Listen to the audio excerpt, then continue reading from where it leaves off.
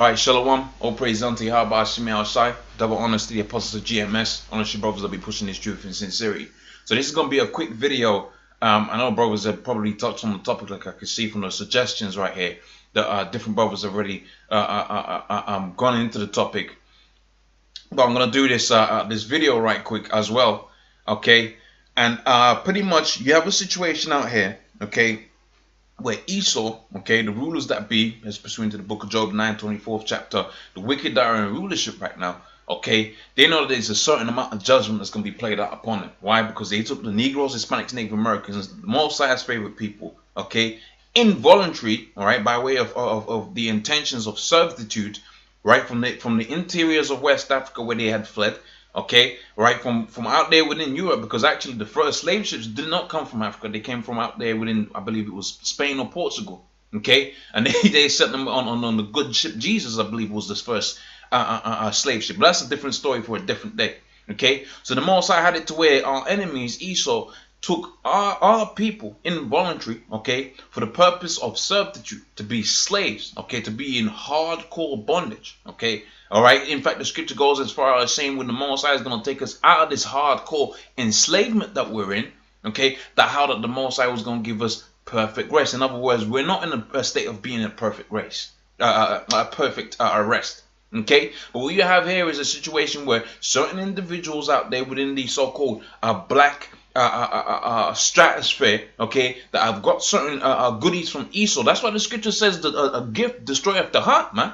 Right, which is your mind. So Esau done given these different characters, which Obama is a Hamite, but this guy is a Jake. Okay, Esau done gave these different individuals what? He gave them money. Okay, and in so giving them money and allowing them to be on certain levels within the society, their mind has become destroyed. Okay, this is not what you call a pro-dominant, okay, Israelite individual. That's why he's going on the side of what? Of saying that Negroes, Hispanics, Native Americans came to America by way of what? By way of immigration, man. Okay, and that's not the same thing. We came right into a state of being in slavery, one, because we went off on the law, statute, commandments of the Most High, and therefore the Most High gave us the worst kind of punishment that He could have gave us. Okay, the scripture says how the Most High's mind is, His thoughts were like fire against us, man. Okay. He said he was hot with anger against the Israelites. So he said he's going to turn his back, and he just sent them away into hardcore slavery. Okay, we have to remember is that what? You had lynchings. Okay, you had it to where Jake was being burnt up. Okay, and Esau was having parties about this. This is where the term barbecue comes from. You have it, you just summer. Okay, you got your girl, you got your drink and so on and so forth. You get down to chilling. Okay, and you say you're gonna have a barbecue. Well, Esau, when he had inverted that whole thing, he was burning Jakes up, man.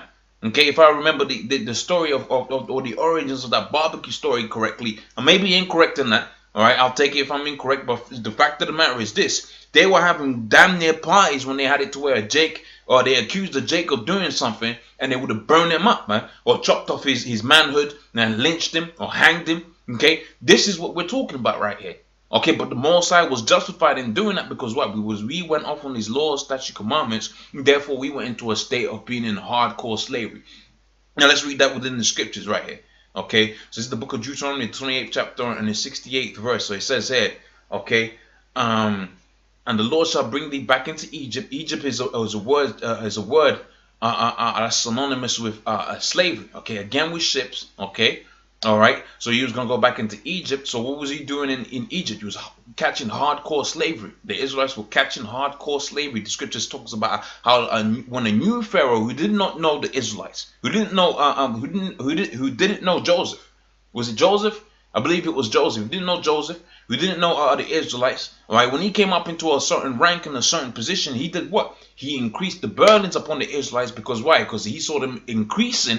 All right, and he thought that they was going to usurp the throne, right, the Egyptian throne. So he said, look, I'm gonna be heavy on these guys, man, because they're physically stronger than us, they're smarter than us. But if I inflict them, at least I can control, right, how they, if they would uprise.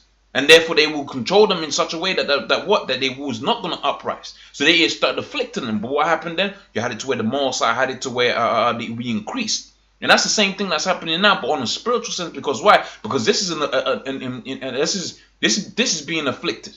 Okay, these things that Esau orchestrates, and the scripture talks about how he goes about creating crafty counsel and all of that. Well, Esau has done it to where, using the so-called Willie Lynch letter, that you got it to where the slave mentality is self-perpetuating, and out of it spews these individuals like this. Okay, geezers that talk down, right, on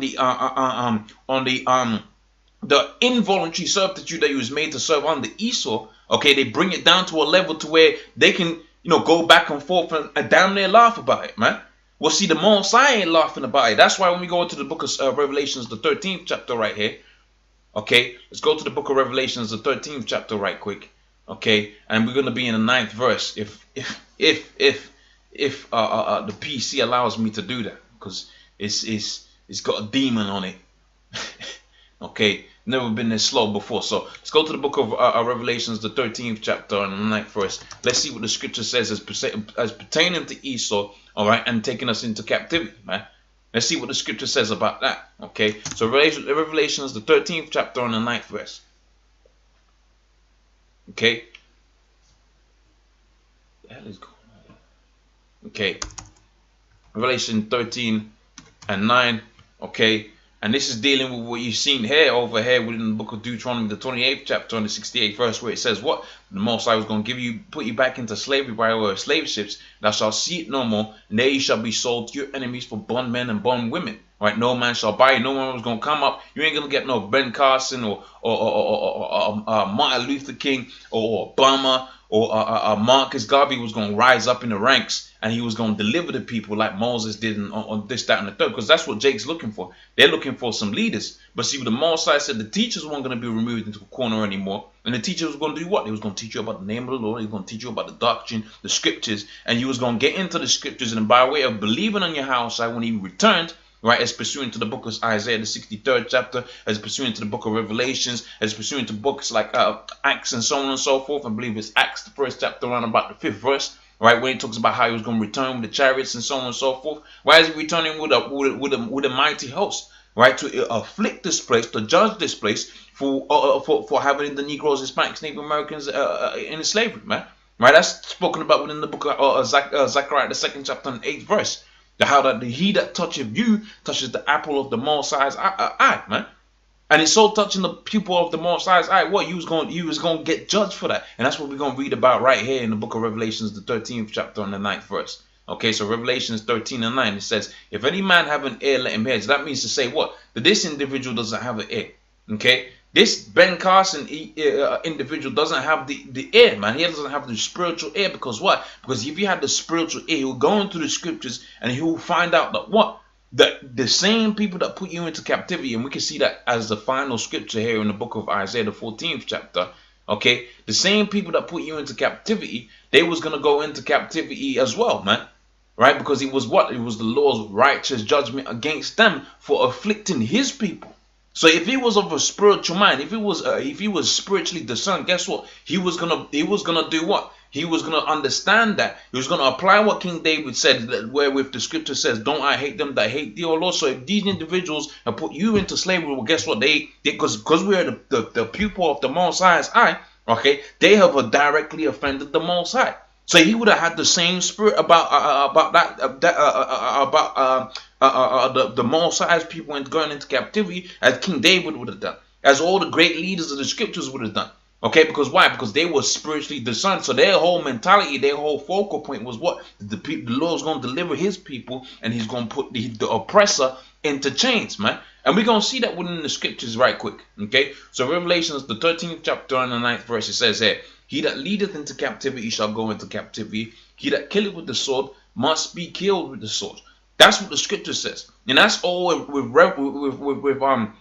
that's all the judgment of the Most High. That's the balance of the Most High. Okay, so the Most High is the great mathematician. Okay, that's balancing the equation. Okay, and on the hand side of the equal sign, you go what? You go to where the Israelites, the Negroes, Hispanics, Native Americans went off from the Lord's statutes, commandments to the Most High. So the Lord had it to where they go into slavery underneath Esau. Okay, and on the other side of that is what? Is Esau going into slavery, and the Negroes, Hispanics, Native Americans, the Israelites dispersed throughout the four corners of the earth, that get what? They get delivered, they get uplifted. Okay, they get put into a state of being kings and princes and priests.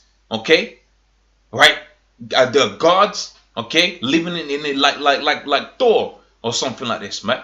Okay, that's what the scripture talks about, and that's the balance that the Most High is going to inflict upon this place. That's why you got it to where Esau's pushing out there what's known as Esau's pushing what's known out there what's known as damn, the words slipping my mind right now. He's putting out their countermeasures. Okay, so this is a countermeasure to this truth. Okay, so if you got a simple-minded individual and he sees that the slaves were slaves, because when you go into it, see if I could play it. Saying that slaves are just another group of immigrants, right? So when you go into when you push that forth, when you push that doctrine forth of if slaves were just immigrants, well, when you come into this thing or you walk past the camp or whatever, and brothers say, this, that, and the third happened, this proves that you're Israelite. Well, people gonna be pacified by individuals like this. They're gonna see this as a successful individual, and this successful individual is at peace with the enemy. So for them to be successful, they're gonna be at peace with the enemy as well. That's why the scripture talks about how a gift destroyeth the heart, man. It destroyed the mind. Okay, so let's go back into here, Revelations the 13th chapter and the 9th verse. So it says here, Revelations 13 and 9, it says, "He that leadeth into captivity shall go into captivity. He that killeth with the sword must be killed with the sword.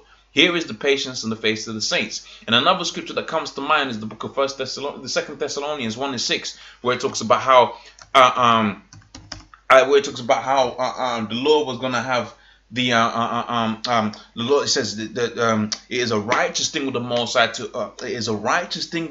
to recompense them that trouble you. That's what the scripture says. Okay, so Revelations the 14th chapter and the 2nd verse says, "And the people shall take them and bring them to their place, and the house of Israel shall possess them in the land for servants and handmaids." This is prophecy, man.